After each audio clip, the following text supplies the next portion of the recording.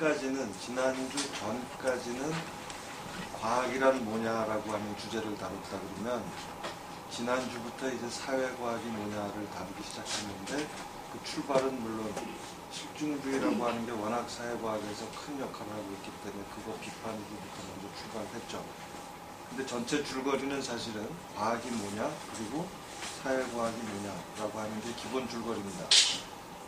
그래서 지지난주까지 과학이 뭐냐라고 하는 거를 요약한 거, 이게 이제 초월적 실제론인데 이 얘기를 제가 아주 간단하게 다시 한번 요약을 해서 과학이 뭔지에 대해서 여러분들이 나름대로 몇 마디로 정리할 수 있도록 이렇게 그런 계기를 좀 제가 만들어 보려고 그러고요. 나름대로 한번 정리해 보십시오. 이렇게 해서. 그리고 이제 오늘은 구체적으로 사회과학은 그럼 특수한 과학으로, 과학이긴 한데 특수한 과학으로 어떤 과학으로서 어떤 제한점이 있고 반대로 또 어떤 강점이 있는지를 그 얘기를 하는 게 오늘 주제입니다.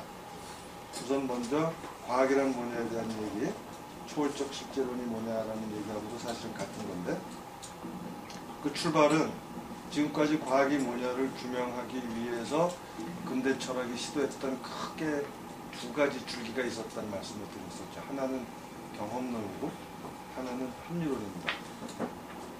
이 사람들의 기본 전제는 뭐냐면 과학이라고 하는 건 사람이 하는 행위니까 사람의 인식 능력에 의해서 과학이 만들어지는 거니까 그 인식 능력이 구체적으로 뭐냐. 하나는 인간이 가지고 있는 감각 경험 능력이고 또 하나는 인간만이 가지고 있는 추리 능력이다. 이거죠 뭐. 그래서 경험론에 따르면 모든 지식은, 과학적인 지식은 경험으로부터 오는 거다라는 거고요. 감각 경험이죠, 여기서는. 내적 경험이 아니라 외적 경험입니다. 그리고 합리론에서는 사람만이 추리할 수 있기 때문에 우리가 이러저러한 추리 능력을 통해서 세상을 알 수 있는 거다라는 주장을 했던 거죠. 그리고 여러분들이 잘 아는 칸트라고 하는 사람은 경험론과 합리론을 교묘하게 결합함으로써 과학이 뭐냐라고 하는 거를 한 단계 업그레이드한 방법으로 규정을 했습니다. 이게 뭐냐면 추리 능력 없이는 감각 경험이 조직되지 않는다. 그러나 감각 경험에서 출발해야만 우리는 그걸 과학적 지식이라고 말할 수 있다. 감각 경험에서 출발하되 그걸 인간이 가지고 있는 추리 능력을 범주나 도식이나 그밖에 뭐 개념이나 이런 걸로 표현할 수 있겠죠. 어쨌든 우리가 추리한다는 말은 생각한다는 말이고 생각한다는 말은 언어를 머리에다가 쓴다는 말이기 때문에 언어라고 하는 걸 요약하면 그게 개념, 범주 이렇게 얘기되는 거거든요. 어쨌든 그래서 칸트 말을 요약하면 개념 없는 직관은 맹목적이고 이 말은 뭐냐면 직관이란 말이 감각 경험이라고 했으니까 감각 경험에 의해서 얻어진 자료들을 백날 모아봐야 그게 구슬이 서말이라도 꿰지지 않는다는 거죠.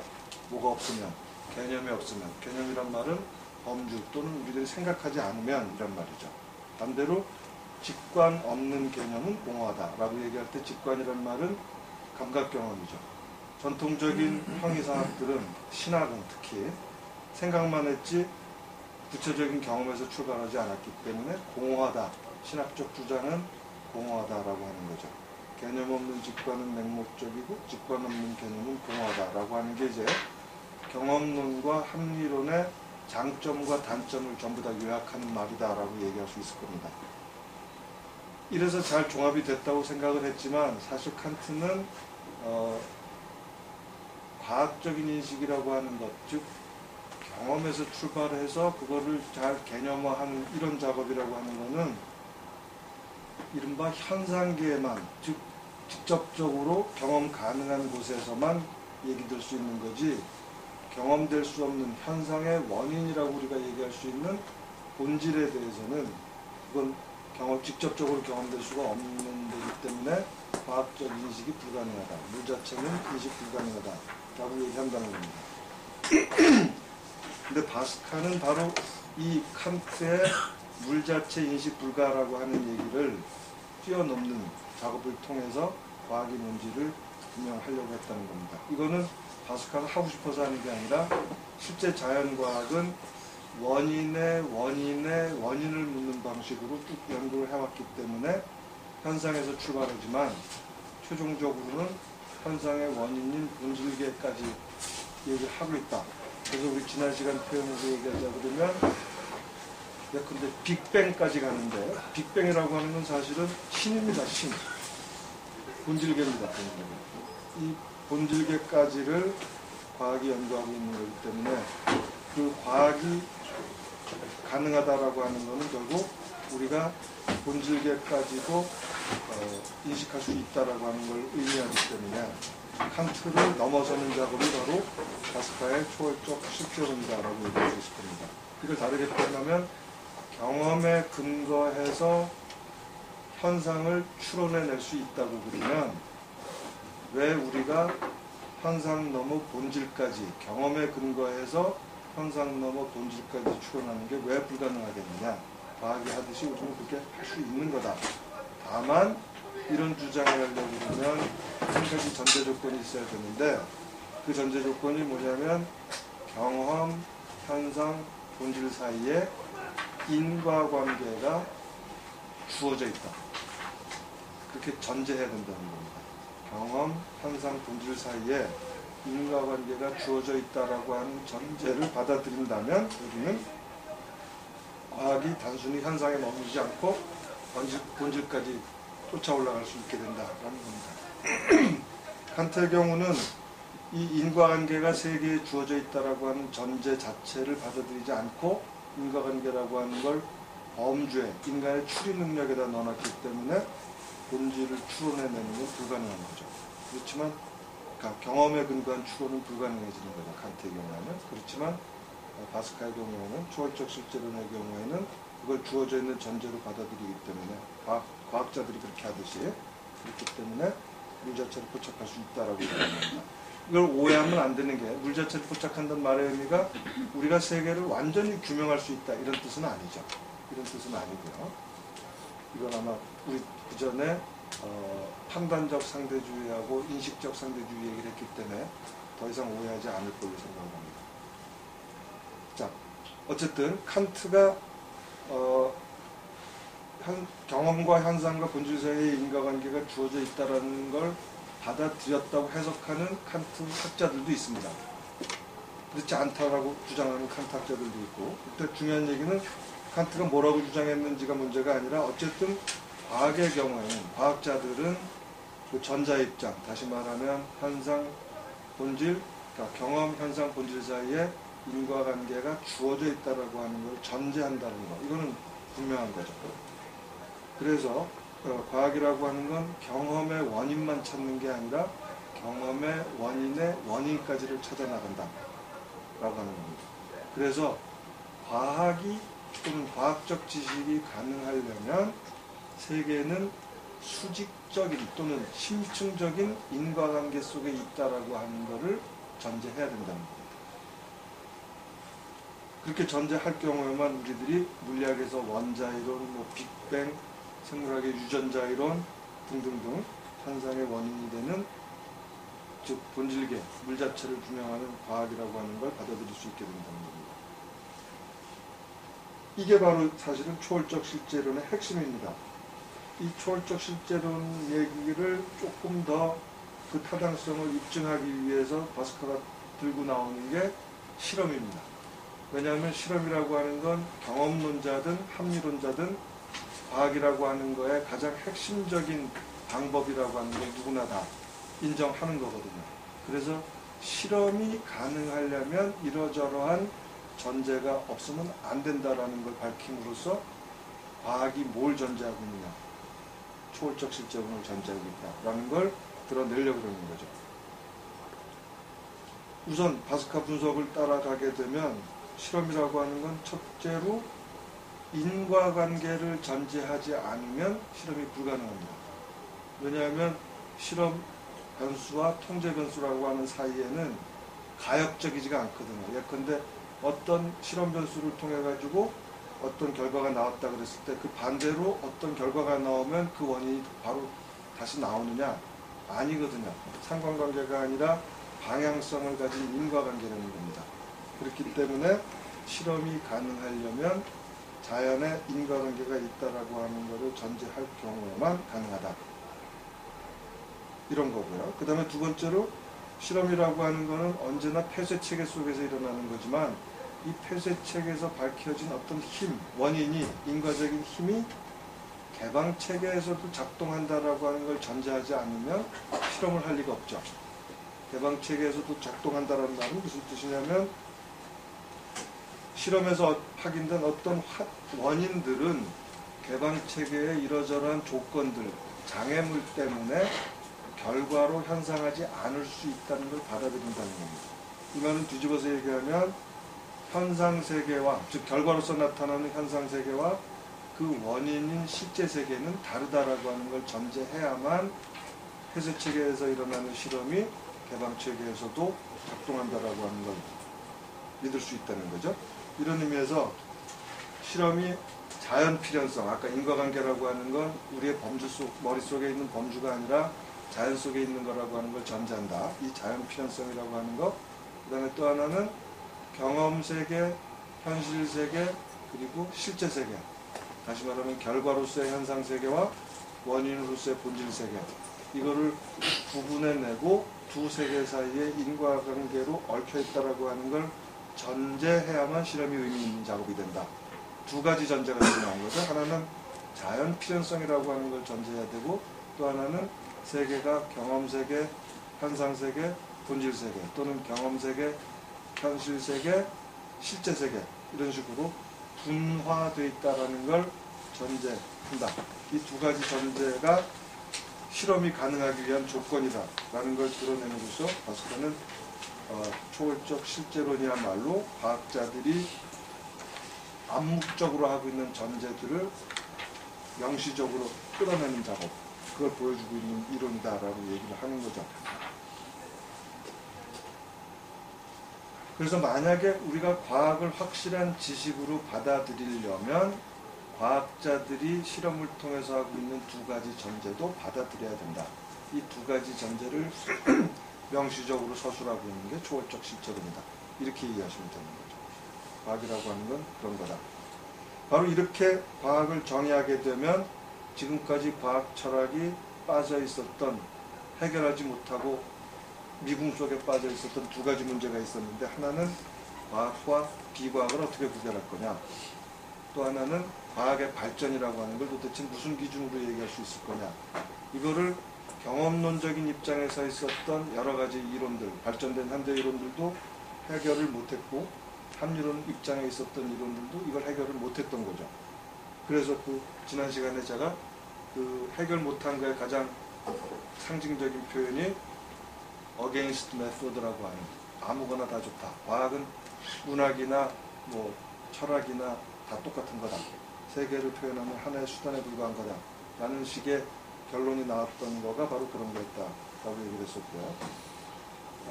그런데 이제 초월적 실제론처럼 과학을 설명하게 되면 이 두 가지 문제를 해결할 수 있다라고 하는 겁니다. 우선 첫 번째는 과학과 비과학을 어떻게 구별할 거냐. 당연한 얘기지만 과학이 전제하고 있는 그 전제를 받아들일 때만 어떤 지식체계는 과학적이다라고 말할 수 있는 겁니다. 그 전제가 뭐냐면 자연 필연성, 그리고 경험세계, 현실세계, 실제세계 또는 경험세계, 현상세계, 본질세계, 이 3분법을 받아들여야 된다라고 하는 겁니다. 이걸 받아들일 경우 우리는 일단 과학적일 수 있는 필요 조건이 갖춰지는 거죠. 그 다음에 두 번째는 경험입니다. 당연히 과학은 경험에서 출발돼야 되는 거기 때문에 경험에 의해서 검증되는 지식체계다라고 하는 걸 놓칠 수는 없는 거죠. 다만 이 경험이라는 말을 경험론자들이 흔히 주장하듯이 검증 가능성이라든가 또는 반증 가능성과 같이 결정적인 어떤 한 번의 실험으로 될 수 있다라고 생각하는 건 아니다. 왜냐하면 결정적인 한 번의 실험이라고 하는 건 귀납법의 오류에서 드러난 것처럼 세계의 모든 우리가 경험할 수 있는 것들은 나타날 수도 있고 나타나지 않을 수도 있는 거기 때문에 결정적 실험이라는 말로 과학을 과학이냐 아니냐를 얘기하려고 하는 건 잘못이다. 그러나 넓은 의미에서의 경험이라고 얘기하는 것, 즉 역사적이고 사회적인 의미에서 경험이다라고 얘기할 때는 당연한 거다. 경험에서 출발하지 않는 지식체계는 과학이 아니다. 이 두 가지를 통해서 다시 말하면 아까 전제라고 얘기했던 거 그리고 경험에서부터 출발해야 된다라고 하는 거, 이 두 가지를 받아들인다면 그건 과학이다. 그게 아니면 비과학이다 라고 얘기를 하는 거죠. 이렇게 될 경우에 초월적 실제론이 얘기하려고 하는 과학과 비과학의 문제는 상대적으로 상당히 명확하게 드러납니다. 그 다음에 또 한 가지 문제가 과학 발전을 어떻게 입증할 거냐라는 얘기를 했었는데, 과학 발전이라고 하는 걸 초월적 실제론에서는 현상을 판별한다. 즉 경험적으로 어떤 것들이 이러하다라고 진술을 한다. 그리고 나서 그 진술에 대해서 왜 그럴까라고 하는 설명적인 일종의 가설이죠. 가설을 만들어내고, 여기서 설명적인 가설이란 말은 당연히 인과관계, 왜 그럴까라고 하는 원인을 찾아내는 과정입니다. 원인을 구성을 해내고 가설을 세우고 그걸 경험적으로 시험한다. 오랫동안 해보는 겁니다. 이거는 사회적으로 역사적으로. 그리고 그 설명이 기초하고 있는 인과적 힘, 원인, 이걸 찾아내는 거죠. 이게 구조라고도 얘기할 수 있고 기제라고도 얘기할 수 있고 어쨌든 인과 원인을 찾아내는 것. 이렇게 되면 일단 과학이 형성되는 건데, 과학의 발전이라고 하는 건 우리가 발견해낸 인과적 힘으로서의 구조나 기제 자체를 하나의 현상으로 생각하고 그 현상에 또 원인을 찾아 들어가는 작업입니다. 말하자면 원자가 있었다 그러면 원자의 원인으로서 소립자를 찾아가는 방식입니다. 또 소립자의 원인으로서 장을 찾아가는 방식입니다. 장이란 말 여러분 아시죠? 자기장, 중력장 이런 거. 이걸 찾아가는 방식으로 계속해서 끝없이 가는 과정이죠. 그래서 과학이론의 발전이라고 하는 건 그와 같은 심층적 관계를, 원인의 원인을 찾아가는 것들을 확장해 나간다. 수직적으로 확장해 나간다. 이게 과학의 발전이라고 하는 걸 알 수 있게 되는 거고, 이런 의미에서 과학의 본질을 아스카는 경험에서 출발하되 경험을 넘고 현상을 넘어서 구조를 향한 운동이다라고 표현하고 있는 겁니다. 수직적으로 확장한다.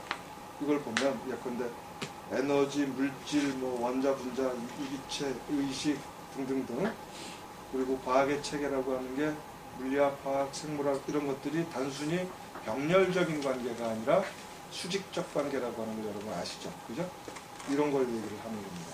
이걸로서 얘기를 할 수 있다는 거고요. 바로 그렇기 때문에 어떤 과학이론이 발전했다. 다시 말하면 어떤 과학이론은 다른 과학이론보다 더 우월한 거다라는 걸 말을 할 때 단순히 경험 영역에서만 비교하면 안 된다라고 하는 겁니다. 단순히 경험 영역에서 비교할 경우에는 예컨대 우리가 할머니가 신경통 때문에 날씨를 잘 예측한다. 이거 경험 세계에 관한 거거든요. 어쩌면 할머니의 신경통이 기상청의 일기예보보다도 더 많은 경험 세계에 대해 적합성을 가질 수 있는 거죠. 그걸로 설명하면 안 된다는 겁니다. 아까도 얘기한 것처럼 경험 세계, 현상 세계, 실제 세계 전체를 비교해서 이게 바로 이렇다. 인과관계를 다 드러내면서 그럴 경우에만 우리는 이 이론이 저 이론보다 더 과학적이다라는 말을 할 수 있다는 겁니다. 비교와 발전을 할 수 있는 근거는 단순한 경험 세계가 아니라 경험 세계의 원인으로서의 현상 세계와 현상 세계의 원인으로서의 실제 세계까지를 포괄해서 비교를 해야 된다. 예컨대 양자역학인 뉴턴 역학보다 더 우월한 이론이다, 발전이다 라고 말할 수 있는 근거는 뭐냐? 원인의 원인을 발견했기 때문이죠. 만약에 단순히 경험 세계만 얘기한다 그러면 아마 양자역학보다는 오히려 더 뉴턴이 더 맞을 겁니다. 이런 게 바로 과학의 발전을 얘기해 줄 수 있는 근거가 된다라고 하는 겁니다. 이 정도 얘기하면 아마 여러분들이 과학이란 뭐냐에 대해서 나름대로 정리할 수 있는 그 모티브가 만들어졌을 겁니다. 나름대로 정리해서 학기말 보고서를 써주십시오. 한 페이지 이내로.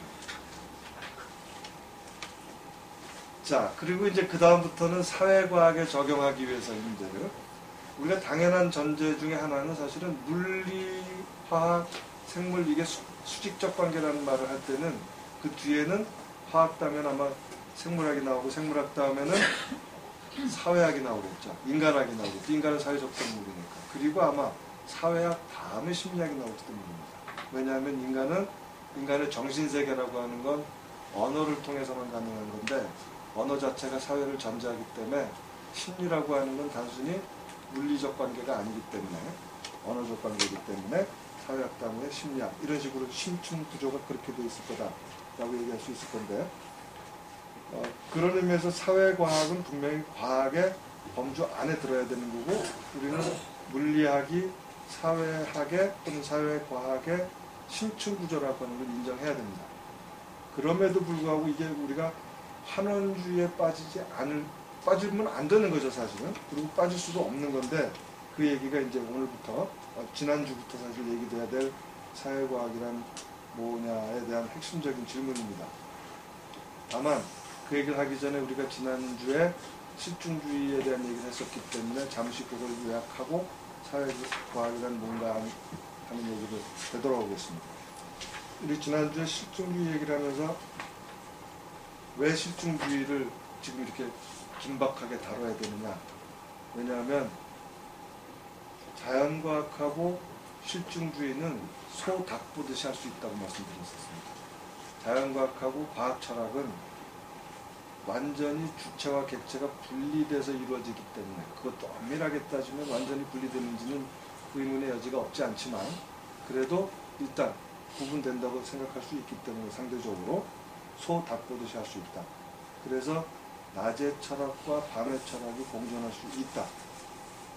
그러나 사회현상의 경우에는 우리들의 개념 또는 생각이 현실 자체를 만들어내거든요. 사회현실은 우리들이 어떻게 생각하느냐에 따라서 부분적으로나마 달라질 수 있는 거잖아요. 바로 이런 피드백 관계에 있기 때문에 사회과학자는 과학에 대한 믿음, 나는 이게 과학이라고 생각해, 나는 저게 과학이라고 생각해 라고 하는 그 믿음에 의해서 자기 자신의 과학적 연구 자체가 달라지고 그게 달라지면 사회 자체도 달라지는 거거든요. 이런 피드백 속에 있기 때문에 과학철학이 뭔지 또는 실증주의가 뭔지에 대해서 얘기하지 않고 과학행위를 하는 건 불가능하다고 하는 겁니다. 특별히 우리가 사실상 실증주의의 포로들이기 때문에 실증주의 비판이 큰 문제가 된다는 겁니다. 여러분이 아시다시피 실증주의는 과학의 문제에 대해서 제대로 얘기하고 있지 않기 때문에 바스칼은 아주 단도직입적으로 우리 그 장의 제목 자체가 뭐였었냐면 과학의 이데올로기들로서의 철학들 그리고 주제가 실증주의 비판이거든요. 실증주의는 과학에 대한 철학이 아니라 과학에 대한 이데올로기다 이 말이죠. 간단히 말하면. 그리고 왜 그럼 실증주의가 이데올로기냐 이 얘기를 바스칼은 뭐라고 표현하고 있었냐면 사실만을 얘기할 뿐 진실을 얘기하지 않는다.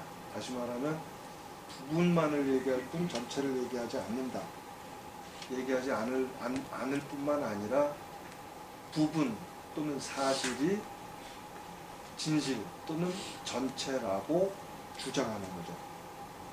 부분의 주장 또는 부분의 이익을 전체의 주장 또는 전체의 이익으로 바꿔놓기 때문에 이데올로기다라고 얘기하는 거죠. 이거의 핵심은 사실은 이미 우리는 알고 있습니다. 그게 뭐냐면 실증주의의 가장 큰 특징은 뭐냐면 세계가 엠피리칼, 액추얼, 리얼이라고 하는 분화된 층위를 가지고 있는데 이거를 하나로 뭉뚱그려 버린다라고 하는 게 바스칼가 오랫동안 얘기했던 경험주의 또는 실증주의에 대한 비판이었잖아요.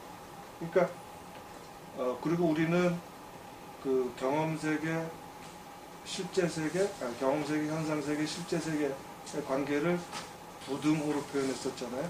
어디가 어디보다 더 크다 이 관계로 얘기했었잖아요. 그래서 실제세계가 가장 큰 건데 이거를 고전적인 아리스토텔레스 용어를 빌려서 얘기한다 그러면 세계는 굉장히 많은 가능성이 있는 건데 크다는 얘기죠. 가능성이 있는 건데 실증주의에 따르게 되면 경험세계가 곧 세계다라고 말을 하는 거기 때문에 가능성, 우리가 이렇게도 살 수 있고 저렇게도 살 수 있다.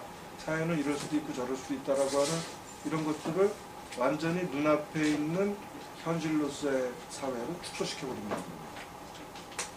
이래서 이데올로기라고 얘기하는 거죠. 이게 다라고 얘기하는 거죠. 이게 다가 아닌데도 불구하고.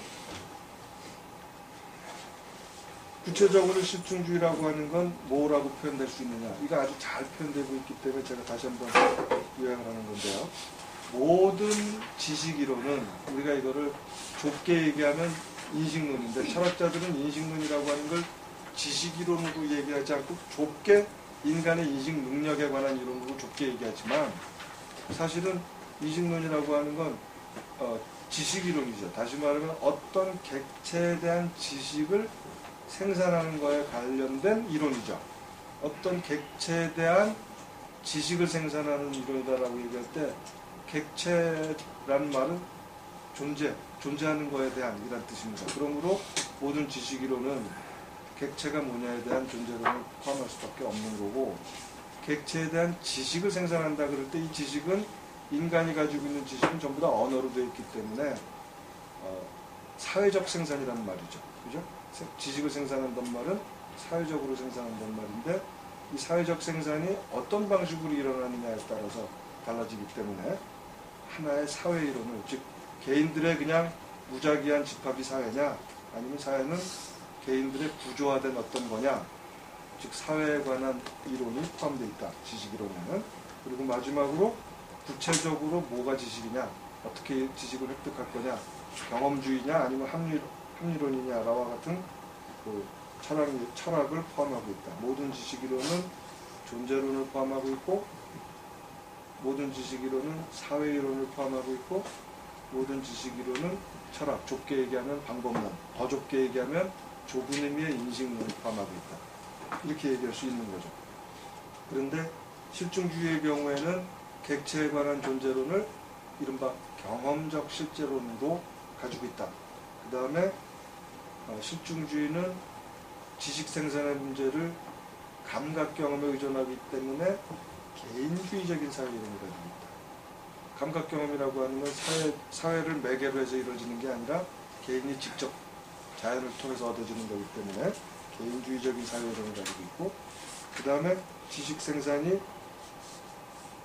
감각 경험에 의해서 이루어진다고 생각하기 때문에 개념이 필요 없는 경험주의적인 방법론, 철학 이 세 가지 요소를 가지고 있는 게 실증주의다라는 얘기를 했었고 그 다음에 경험적 실제 각각을 따져보는 건데 지금 모든 지식이론은 존재론, 사회이론, 방법론 세 가지를 가지고 있다고 얘기했고 실증주의의 경우 존재론은 경험적 실제론이라고 얘기를 했는데 이 경험적 실제론이라는 존재론을 가지고 있기 때문에 어떤 일이 벌어지느냐 바스카 표현으로 하면 인간화된 자연을 전제하게 된다.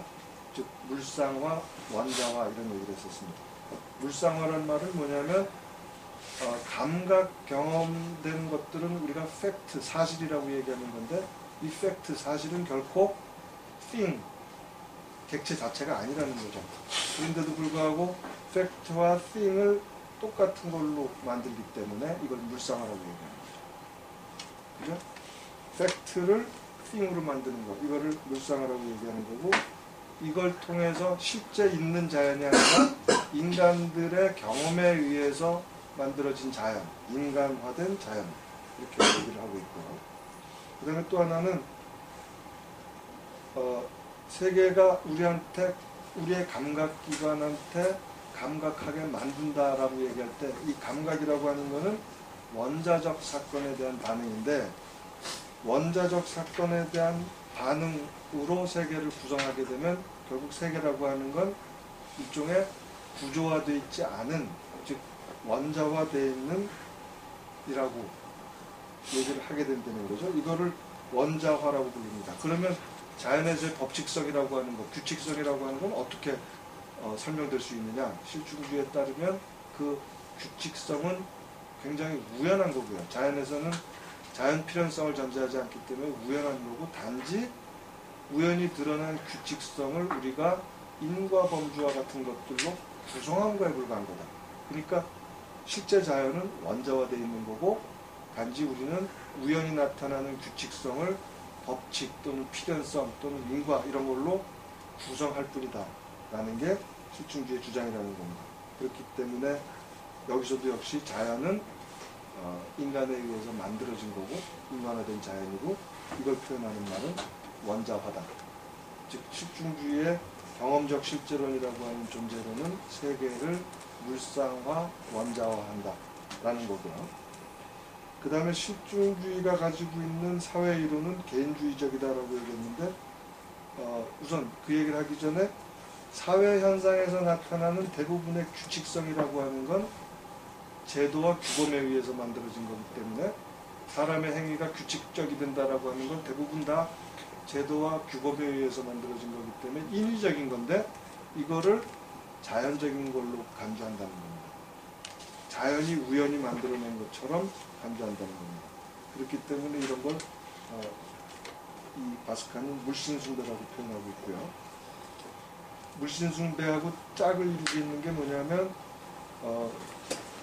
인식이라고 하는 게 우리들의 추리 능력에 의존하는 것도 분명히 있는데도 불구하고 추리 능력이라고 하는 걸 제가 아까 이성 능력이라고 표현했고 이성 능력이라고 하는 건 결국 언어 능력이라고 표현했고 언어 능력이라고 하는 건 결국 개념 이런 등등으로 표현을 했었는데 이런 것들을 전혀 인식에 도움이 되는 게 아니라고 얘기하면서 심지어는 모든 이론 용어는 관찰 용어로 환원돼야 된다고까지 주장했던 걸 기억하실 겁니다.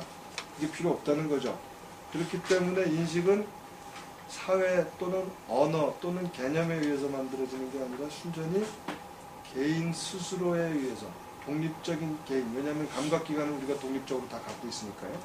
독립적인 개인, 이 개인은 물론 자연적 존재입니다. 더 이상 사회적 존재가 아니죠.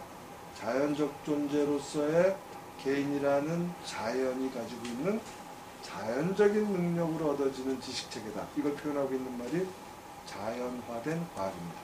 과학은 사회활동인데도 불구하고 이걸 자연화시켰다. 실증주의에 대해서 이렇게 재밌는 방금 4가지 단어를 쓴다 그러면 하나는 물상화, 또 하나는 원자화, 또 하나는 물신숭배, 또 하나는 자연화된 과학 이런 말로 실증주의를 비판하고 있습니다. 이렇게 실증주의가 이런 방식으로 세계를 표현하는 게 어떤 문제를 가지고 있느냐. 간단히 말하면 실증주의의 존재론, 즉 경험적 실제론은 세계를 경험 세계로 축소하는 거죠. 그 다음에 실증주의의 사회학은 사회적 활동으로서의 과학을 개인의 활동으로 축소하는 거죠. 환원하는 거죠. 그 다음에 실증주의의 인식론, 방법론, 철학은 지식을 경험으로 환원하는 거죠.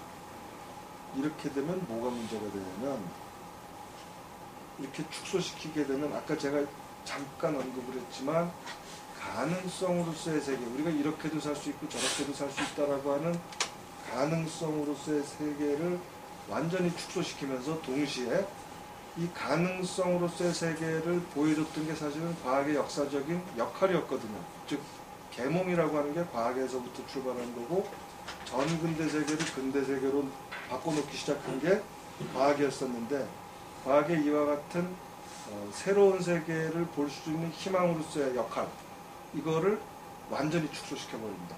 그게 불가능하다라고 점을 찍게 되고 오직 주어져 있는 경험 또는 주어져 있는 현실에 종속되는 기술로서의 과학만 인정하게 됩니다. 그죠? 이게 실증주의가 이데올로기란 말은 바로 그런 겁니다. 이게 실제로 과학 철학에서는 불가지론이나 도구주의란 말로 나타납니다. 불가지론이란 말은 우리가 희망을 가질 수 없다는 뜻이죠. 가능성의 세계에 대해서는 아무도 알 수 없다 이런 거 되는 거고요. 또 하나는 도구주의, 과학이라고 하는 건 단지 실용적인 목적에 봉사하는 기술에 불과하다라고 하는 식으로 과학을 해석하는 겁니다. 역사적으로 살펴보면 과학은 분명히 해방의 역할을 했고 가능성의 역할을 했고 희망의 역할을 했었습니다. 계몽이죠. 그거를 실증주의는 완전히 축소시켜버린다 라고 하는 겁니다. 게다가 이제 사회과학과 관련해서 얘기하자 그러면 자연과학의 경우에는 실증주의에도 불구하고 일종의 기술로 살아남을 수 있게 됩니다. 기술로서의 과학이 가능하니까요. 그런데 사회과학의 경우에는 사회 자체가 과학행위 자체를 포함할 수밖에 없기 때문에 과학행위를 포함하는 전체 사회에 대한 과학, 사회과학이죠. 과학행위를 포함하는 전체 사회에 대한 과학, 이거는 불가지론으로 갈 수밖에 없습니다. 그 말은 모든 사회과학 이론은 과학이 아니라 이데올로기다라고 얘기하면서 상대주의로 가게 된다는 겁니다. 사회과학의 불가능성을 얘기하고 있는 게 사실상 실증주의입니다. 적어도 사회과학이 그 과학행위를 포함한 전체 사회를 연구 대상으로 하는 경우에는 그렇다는 겁니다. 물론 실증주의적으로 오직 기술적인 의미로서 일종의 사회공학이라는 의미로서 사회과학을 정의한다 그러면 물론 살아남겠죠. 도구로서, 기술로서. 그러나 원래 우리가 사회과학이라는 말이 과학행위를 포함한 전체 사회에 대한 걸 연구 대상으로 삼는다 그러면 그런 연구 대상을 삼는 과학, 사회과학은 과학이 아니라 이데올로기로 빠지게 된다. 가장 대표적인 게 경험 너머를 언급하는 모든 사회과학은 이데올로기다. 유명한 포퍼의 얘기입니다. 여기까지 우리 지난 시간에 한 거고요. 이제 오늘부터 사회과학, 오늘하고 이제 다음 두 번에 걸쳐서 어쩌면 우리 전체 세미나에서 가장 꽃이라고 얘기할 수 있는 건데 가장 재밌는 부분입니다. 정말 재밌습니다. 근데 한 가지, 이 재밌다는 말은 기존에 우리가 가지고 있었던 편견하고 정면 충돌하기 때문에 재밌고요. 또 하나는 여기 다 사회과학 하시는 분들이기 때문에 우리 사회과학이 뭔가 할 만한 거구나라는 걸 드러내주기 때문에 재밌습니다. 단순한 이데올로기가 아니라. 그런데 유감스럽게도 오늘 건 상대적으로 아마 적어도 사회학을 하거나 사회과학에 어느 정도 오리엔테이션이 되어 있는 분들은 오늘 거 상당히 쉬워요. 다음 주 거는 정말 어렵습니다. 다음 주 거는 어려운 이유가 기존에 우리 선입견하고 싸워야 되는 것. 아주 간단히 말하면 가치와 사실은 분리돼야 되느냐, 분리되지 말아야 되느냐, 분리될 수 있느냐, 분리될 수 없느냐. 이 부분을 따지기 때문에 어마어마한 사실 근대 철학의 전 역사는 실증주의 역사라고 해도 과언이 아니고 거기에 핵심은 사실과 가치가 분리된다는 거였거든요. 근데 이거를 이제 정면 충돌을 하기 때문에 200년 역사가 우리 이 책 한 장 안에 축약되어 있어서 일단 어려워요. 너무 축약되어 있기 때문에. 그리고 우리가 가지고 있는 선입견하고 싸워야 되기 때문에도 어렵습니다. 근데 그 어려운 건 또 어려운 거니까 내버려 두고요. 다음 주에 문제니까.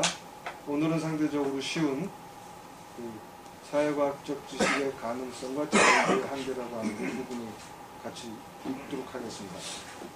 마찬가지로